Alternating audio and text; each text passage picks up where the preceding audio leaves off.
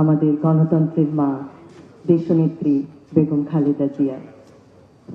তাদের স্মৃতির প্রতি শ্রদ্ধা জানিয়ে আমি আমার বক্তব্য শুরু করতে চাই।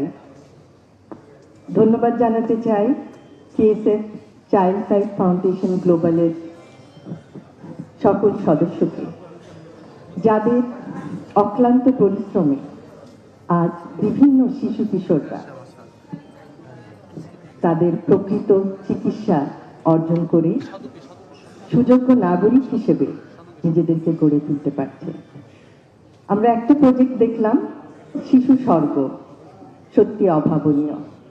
আমরা কিভাবে নিজেদের প্রচেষ্টায় শিশুদেরকে একটি স্বর্গের মতো সুন্দর স্থানে নিয়ে যেতে পারি, যেখানে তারা শিখছে আত্মবিশ্বাস, যেখানে তারা শিখছে নিজের প্রতি আত্মবিশ্বাসের ফলে এগিয়ে যাওয়া, জ্ঞানের আলোকে এবং অন্ধকার থেকে নিজেদেরকে প্রতিষ্ঠিত করা।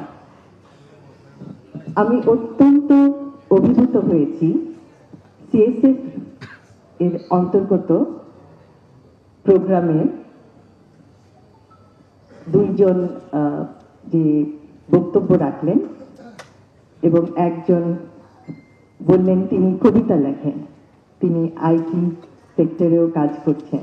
আমি সত্যি তাদের জ্ঞান এবং তাদের প্রচেষ্টা আশা করব যে তারা ভবিষ্যতে আরো উন্নতি করবে এবং সবার কাছে একটি উজ্জ্বল দৃষ্টান্ত হিসাবে থাকবে। আমরা বিশ্বাস করি যে শিশুরাই জাতির ভবিষ্যৎ। আজকের শিশু হবে আগামী দিনের দেশ গড়ার মহান সৈনিক। এবং আমাদের যে পরিকল্পনা আছে, আমাদের রাজনীতি সুষ্ঠু পরিকল্পনার রাজনীতি। এবং আপনারা হয়তো জানেন যে সুস্বাস্থ্য বিভিন্ন জেলায় কিভাবে ছড়িয়ে দেওয়া হবে আমাদের পরিকল্পনার মাধ্যমে, এবং শিক্ষা ব্যবস্থায় one tap one teacher, happiness, শিক্ষার সাথে হ্যাপিনেসকে কিভাবে যুক্ত করা হবে, এবং এরকম বিভিন্ন প্রকল্পের মাধ্যমে জাতিকে স্বাস্থ্য, শিক্ষা এবং ক্রীড়াক্ষেত্রে আপনারা দেখবেন যে আমাদের পরিকল্পনায় আছে বিভিন্ন জেলায় ক্রীড়া প্রতিষ্ঠান গড়ে তোলা, যার মাধ্যমে সমস্ত শিশু কিশোররা পাবে খেলাধুলার স্বাদ এবং এইভাবে তারা স্বাস্থ্যে, শিক্ষায়, ক্রীড়ায় এগিয়ে যাবে।